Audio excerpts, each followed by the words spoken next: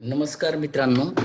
आज आपण factors affecting the rate of chemical reaction हे पाहणार आहोत. याच्यामध्ये कोणकोणत्या घटकांचा रासायनिक अभिक्रियेवर परिणाम होतो, ते घटक कोणते कारणीभूत आहेत ते आपण पाहणार आहोत. सगळ्यात अगोदर रासायनिक अभिक्रियेवर परिणाम करणारा घटक तो म्हणजे नेचर ऑफ रिॲक्टंट. आता एक या ठिकाणी एक्झाम्पल दिले. The reaction in between aluminum and hydrochloric acid and reaction in between zinc and hydrochloric acid. म्हणजे दोन रिॲक्शन्स कंपॅरेटिव्हली इथं मांडलेल्या आहेत. म्हणजे अॅल्युमिनियम आणि हायड्रोक्लोरिक ऍसिडची रिॲक्शन आणि झिंक आणि हायड्रोक्लोरिक ऍसिड बरोबरची रिॲक्शन. याच्यामध्ये या दोन्ही रिॲक्शन मधून हायड्रोजन गॅस बाहेर पडतो. Hydrogen gas is liberated and the salt is formed, metal salt. तर या रिॲक्शन मध्ये the reaction of aluminium metal take place faster as compare to zinc metal. म्हणजे जी काही अॅल्युमिनियम धातू बरोबरची जी रासायनिक अभिक्रिया आहे ती जलद गतीने होते. कोणत्या धातूच्या तुलनेने? झिंक मेटलच्या धातूच्या तुलनेने. असं का होतं?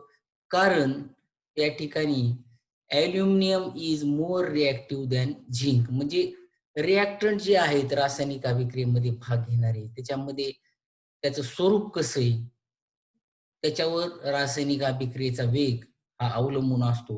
अॅल्युमिनियम हे काय आहे? अधिक क्रियाशील आहे झिंकपेक्षा. त्याच्यामुळं nature of reactivity of reactant influence the rate of chemical reaction. म्हणजे प्रभाव हा रासायनिक अभिक्रियेच्या वेगावर काय पाडत असतो? रिॲक्टंटचं स्वरूप, अभिक्रियाकारकाचं स्वरूप. दुसरा एक महत्वाचा फॅक्टर आहे रासायनिक अभिक्रियेच्या वेगावर परिणाम करणारा, तो म्हणजे size of particles of reactant. इथंही एक ऍक्टिव्हिटी दिलेली आहे, साईज ऑफ पार्टिकल्स. या ठिकाणी शहाबादी फरशीचे तुकडे दोन पद्धतीने घेतली. एक मोठमोठाले जे काही तुकडे आहेत आणि एक त्याची शहाबादी तुकडीचे फरशीचे बारीक बारीक तुकडे घेतलेले. शहाबादी फरशी म्हणजे कॅल्शियम कार्बोनेट आणि सेम क्वांटिटी मध्ये घेतलेले, equal weight of test tube मध्ये. तर त्याच्यामध्ये 10 ml डायल्यूट HCl ऍड केल्यानंतर effervescence of CO2 is formed at a faster or slower speed. म्हणजे काय दिसेल आपल्याला? दोन्ही रिॲक्शन सायमल्टेनियसली आपण करून पाहतो.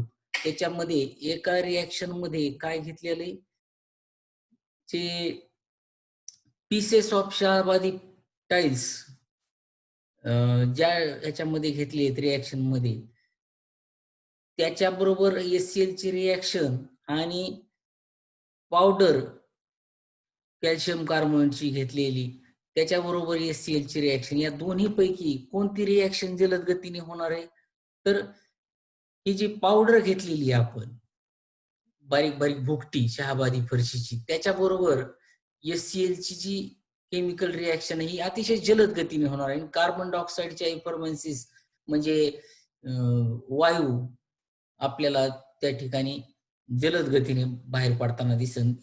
याच्याऐवजी instead of this pieces of शहाबादी टाइल्स ही कमी प्रमाणामध्ये स्लोली रिॲक्शन होईल. का? तर rate of chemical reaction depends upon the size of the particle of reactant. म्हणजे रासायनिक अभिक्रियेचा वेग हा साइज ऑफ पार्टिकल वर सुद्धा डिपेंड असतो. आणि smaller the size of reactant particle higher the rate of reaction. म्हणजे त्या ठिकाणी जर आपण जर रिॲक्टंटच्या पार्टिकलचा जर आकार जर कमी असेल तर रासायनिक अभिक्रियेचा वेग सुद्धा जास्त असेल. तिसरा घटक फॅक्टर रासायनिक अभिक्रियेवर परिणाम करणारा, तो म्हणजे कॉन्सन्ट्रेशन ऑफ रिॲक्टंट. कॉन्सन्ट्रेशन म्हणजे तीव्रता. dilute and concentrated HCl with CaCO3 powder आता इथं पावडरच घेतलेली रिएक्टंट मध्ये, परंतु दुसरं जे रिएक्टंट घेतलेलं आहे HCl ते डायल्यूट म्हणजे सहज आणि कॉन्सन्ट्रेटेड म्हणजे तीव्र घेतलेले, म्हणजे त्याची सहती जास्त आहे. तर त्या ठिकाणी dilute HCl react with CaCO3 gives CaCO3 disappear slowly and CO2 also liberates slowly. म्हणजे डायल्यूट ऍसिड बरोबर डायल्यूट ऍसिड HCl बरोबर CaCO3 ची केमिकल रिएक्शन होत असताना त्या ठिकाणी काय होईल, ती जी पावडर आहे CaCO3 ती हळूहळू डिसअपिअर होईल, म्हणजे त्याची रिएक्शन होऊन ती संपेल आणि कार्बन डायऑक्साईड सावकाश स्लोली लिबरेट होईल. आणि दुसऱ्या बाजूने on the other hand concentrated HCl take place rapidly आणि CO3 डिसअपिअर्स फास्ट. म्हणजे कॉन्सन्ट्रेटेड HCl घेऊन जी रासायनिक अभिक्रिया आपण HCl बरोबर हायड्रोक्लोरिक ऍसिड बरोबर घडून आणणार आहोत ती अतिशय फास्ट होईल आणि CaCO3 ची जी पावडर आहे ती लवकर डिसअपिअर होईल, लवकर रिएक्शन पूर्ण होईल. तर concentrated acid reacts faster than dilute acid. म्हणजे फास्टर रिॲक्शन झाली कॉन्सन्ट्रेटेड HCl ची इन्स्टेड ऑफ डायल्यूट ऍसिड. म्हणजेच याचा अर्थ असा होतो की rate of reaction is proportional to the concentration of reactant. म्हणजे रासायनिक अभिक्रिया जी घडण्याचा जो वेग आहे तो कशाच्या प्रमाणामध्ये असतो, कॉन्सन्ट्रेशन ऑफ रिॲक्टंटच्या प्रमाणामध्ये.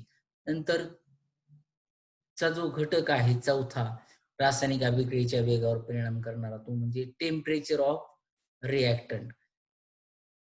आता आपण मागे पाहिलं होतं की डिकम्पोजिशन रिॲक्शन पाहिली होती आपण लाईमस्टोनची. लाईमस्टोन म्हणजे CaO. तर त्याच्या रिॲक्शन मध्ये जोपर्यंत आपण त्या ठिकाणी त्याला हीट देत नाहीत तोपर्यंत ती रिॲक्शन स्टार्ट होत नाही किंवा ती फास्ट होत नाही. कारण का, तर ज्यावेळेस आपण ती रिॲक्शन लाईमस्टोनला पाणी मिक्स करून ज्यावेळेस त्याला ताप होत नाही तोपर्यंत ती रिॲक्शन ॲज इट इज राहते, स्टॉप राहते. परंतु ज्यावेळेस त्याला उष्णता दिली जाते त्यावेळेस rate of reaction increases on increasing the temperature. म्हणजे ज्यावेळेस आपण उष्णता देतो रासायनिक अभिक्रिया घडवताना बाहेरून, त्यावेळेस रासायनिक अभिक्रियेचा सुद्धा वेग वाढतो. त्याचं एक उदाहरण या ठिकाणी घेतलेलं आहे डिकम्पोजिशन रिॲक्शनचं, जे की पाठीमागं आपण टाइप्स ऑफ केमिकल रिॲक्शन मध्ये पाहिलेलं आहे. आता पाचवा घटक तो आहे रासायनिक अभिक्रियेच्या वेगावर परिणाम करणारा, तो म्हणजे कॅटॅलिस्ट. कॅटॅलिस्ट म्हणजे उत्प्रेरक.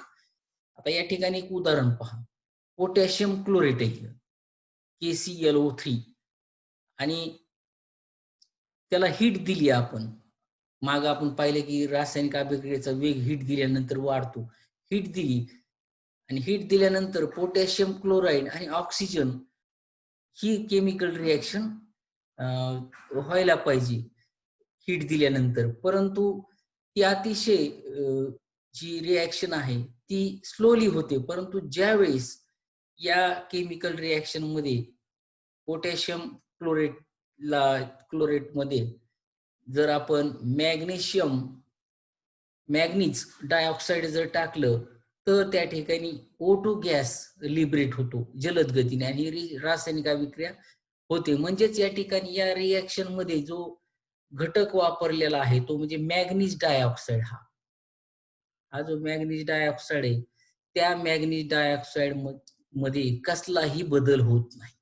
म्हणजेच कॅटलिस्ट म्हणजे काय, तर जो पदार्थ रासायनिक अभिक्रियेमध्ये भाग घेत नाही परंतु तो रासायनिक अभिक्रियेचा काय करतो, वेग वाढवतो, अशा पदार्थाला काय म्हणायचं, catalyst. The substance in which प्रेझेन्सी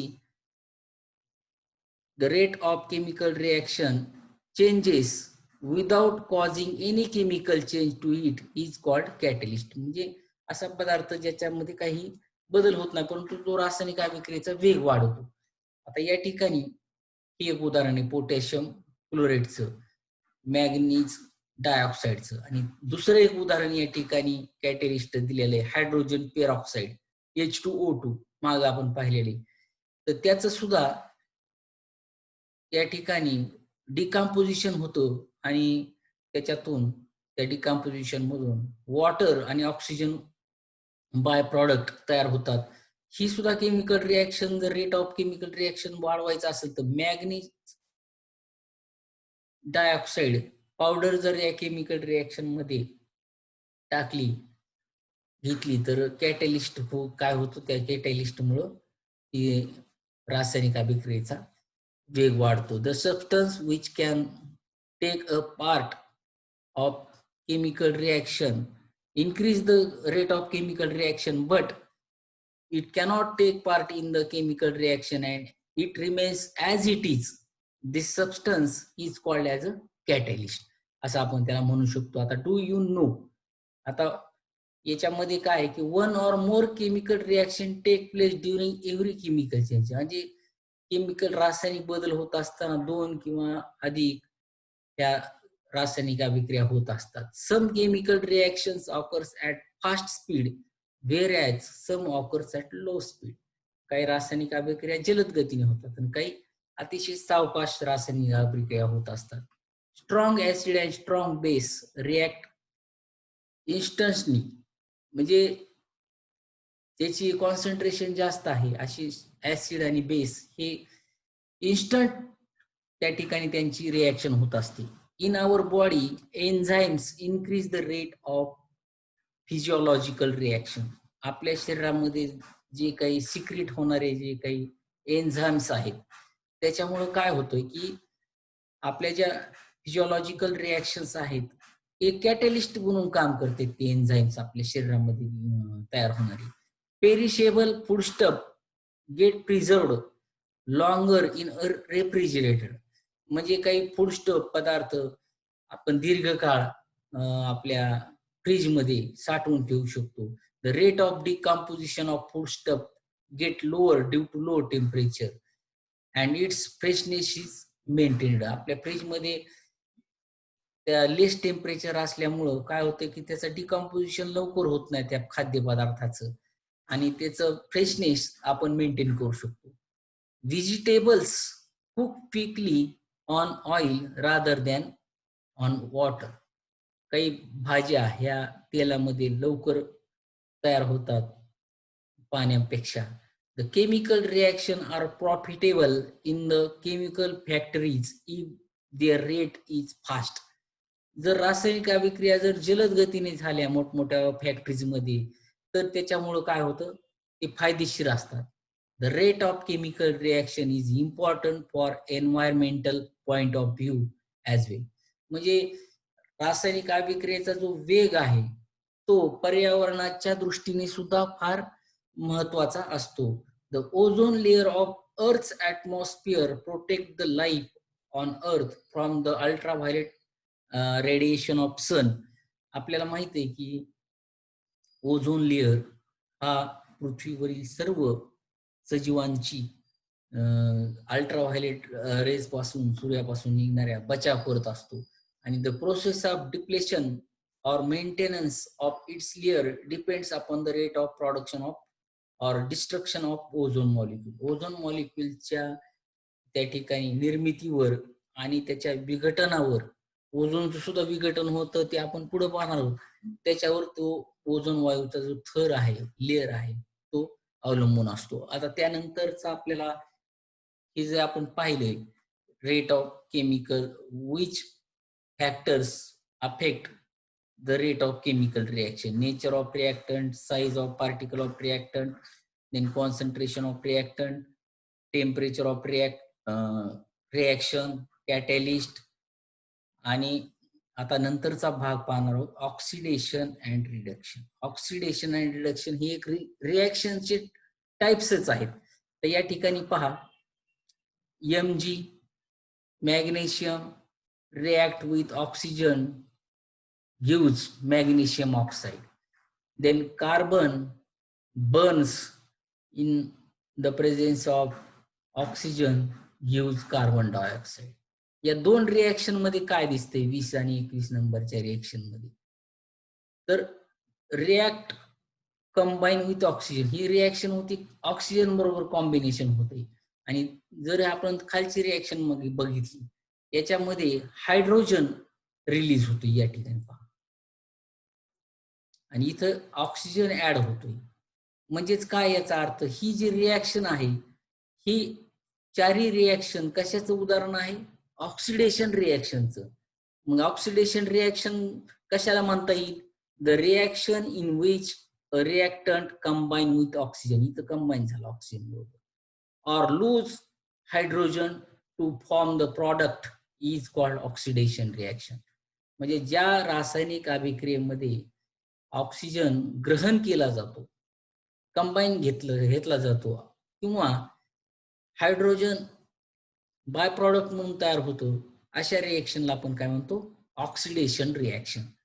आता त्याचबरोबर ऑक्सिडेशन रिएक्शन होत असताना काही काही ऑक्सिडेशन रिएक्शन घडून आणावे लागतात. त्याच्यासाठी काही महत्वाचे सबस्टन्स वापरले जातात. त्या सबस्टन्सला कोणते सबस्टन्स म्हणतात? ऑक्सिडायझिंग एजंट किंवा ऑक्सिडंट असं सुद्धा म्हणतात. The substance which bring the oxidation reaction is called as a oxidant or oxidizing agent. आता ऑक्सिडायझिंग एजंट म्हणजे काही रासायनिक अभिक्रियेमध्ये ऑक्सिजन उपलब्ध नसतो घडवून आणण्यासाठी, त्यासाठी काही सबस्टन्स त्या केमिकल रिएक्शन मध्ये ऍड करावं लागतात ऍज अ ऑक्सिडंट म्हणून. इथं पहा, इथिल अल्कोहोल, या ठिकाणी इथिल अल्कोहोल च्या रिएक्शन मध्ये हा जो नेसंट ऑक्सिजन आहे आणि तो कशातून गेन होतोय? पोटॅशियम डायक्रोमेट आणि H2SO4 याच्यामधून हा ऑक्सिजन मिळतोय आणि ऍसिटिक ऍसिड CH3COOH तयार होते. म्हणजे ऑक्सिडंट म्हणून हे दोन पदार्थ वापरले जात आहेत. तर variety of oxidant are used to bring about controlled oxidation. Oxidation reaction control करण्यासाठी, नियंत्रित करण्यासाठी सुद्धा काही ऑक्सिडेशन एजंट वापरले जातात. इथं potassium permanganate, potassium dichromate, K2Cr2O7, potassium dichromate, potassium permanganate, KMnO4, हे कॉमनली यूज होणारे ऑक्सिडंट आहेत जास्त. आता hydrogen peroxide is used as a mild oxidant, हे लक्षात ठेवा. माइल्ड ऑक्सिडंट ही जनरल रिकाम्या जागेसाठी किंवा जनरल नॉलेजसाठी सुद्धा एक महत्वाचा प्रश्न आहे की डायझिंग एजंट कोणकोणते आहेत आणि माइल्ड ऑक्सिडंट कोणता आहे.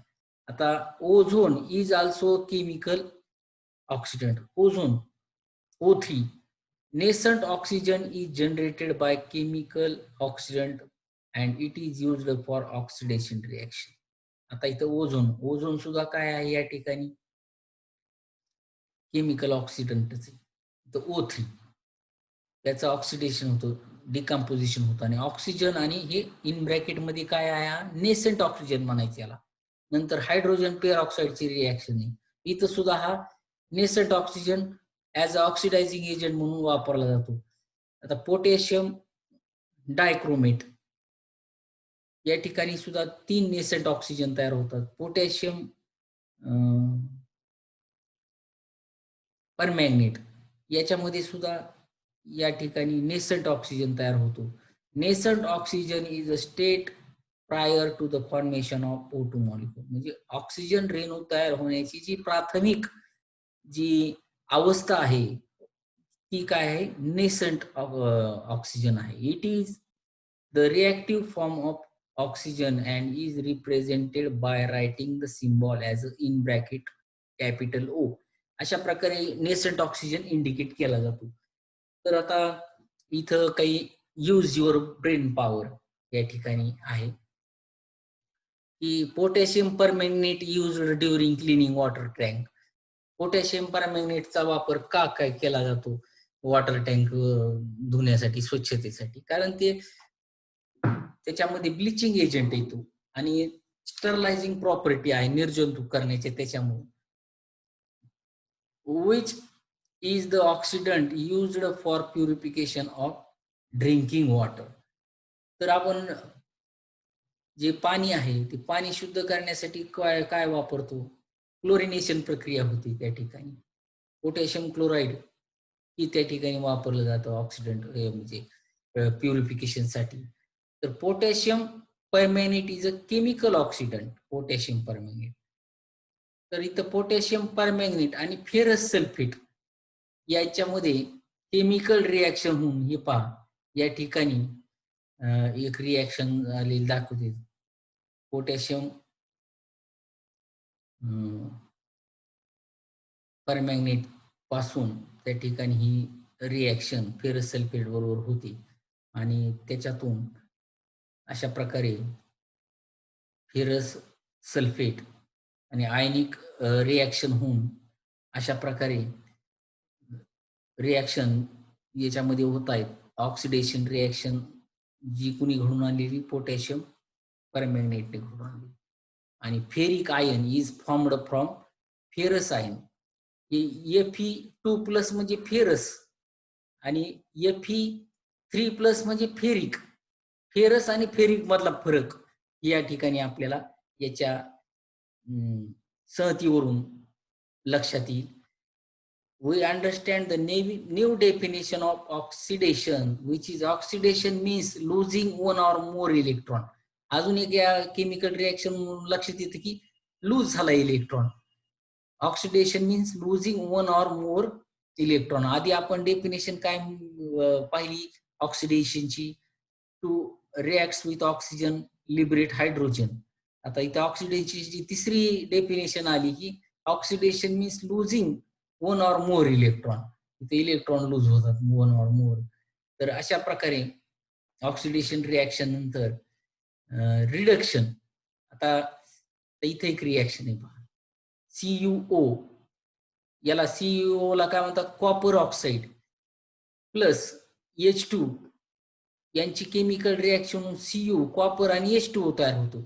आता या केमिकल रिॲक्शन मध्ये काय होतंय, हायड्रोजन गेन हायड्रोजन होतो या ठिकाणी इथं आणि इथं रिडक्शन होते. आणि अशा प्रकारच्या रिॲक्शनला काय म्हणतो आपण, रिडक्शन रिॲक्शन. रिडक्शन म्हणजे ऑक्सिडेशनच्या नेमकं उलट. हायड्रोजन गेन झाला तर त्याला काय म्हणायचं, रिडक्शन रिॲक्शन. आता ह्या रिॲक्शन मध्ये पाहत आहे, याच्यामध्ये रिॲक्टंट आणि प्रॉडक्ट मध्ये इथं दोन्ही गोष्टी घडली. इथं हायड्रोजन इथं रिडक्शन झालंय आणि इथं ऑक्सिडेशन झाली. म्हणजे ज्या रिॲक्शन मध्ये ऑक्सिडेशन आणि रिडक्शन सायमल्टेनियसली एकाच वेळी होतं, अशा प्रकारच्या रिॲक्शनला काय म्हणलं जातं, redox reaction. The reaction in which oxidation as well as reduction occurs simultaneously, this reaction is called as a redox reaction. आता इथं पहा, reduction of copper oxide, copper ऑक्साईडचं रिडक्शन झाले. रिडक्शन झाले म्हणजे त्याच्यातून काय बाहेर पडलेला आहे, ऑक्सिजन बाहेर पडलेला आहे. आणि त्या ठिकाणी H2O मध्ये काय, हायड्रोजनचं काय झालंय या ठिकाणी, ऑक्सिडेशन झाले. कारण याच्यामध्ये H2O मध्ये हायड्रोजन ऍड झालेला आहे. म्हणजे हे दोन्ही क्रिया एकत्रित सायमल्टेनियसली झालेल्या आहेत. अशा रिॲक्शनला काय म्हणलं जातं, रेडॉक्स रिॲक्शन. आणि या रेडॉक्स रिॲक्शनची काही उदाहरणं या ठिकाणी आहेत. Hydrogen sulphide react with sulphur dioxide, sulphur आणि H2O. इथं ऑक्सिडेशन रिडक्शन दोन्ही रिॲक्शन. याच्यावर परीक्षेला बऱ्याच वेळेस प्रश्न आलेला आहे की ऑक्सिडेशन आणि रिडक्शन चे एक्झाम्पल द्या, डेफिनेशन द्या. आणि तिसरे एक फॉर्मेशन ऑफ रिडक्शन आणि Fe2 हे सिम्बॉल -E कशा प्रकारे इंडिकेट करतात ते आपण इथे या ठिकाणी पाहिले. इथं तिसरी व्याख्या बघितली आपण, oxidation mean losing one or more electron. तर या ठिकाणी आता आपण आजच्या दिवसासाठी एवढं, पुढे बघूयात नंतर.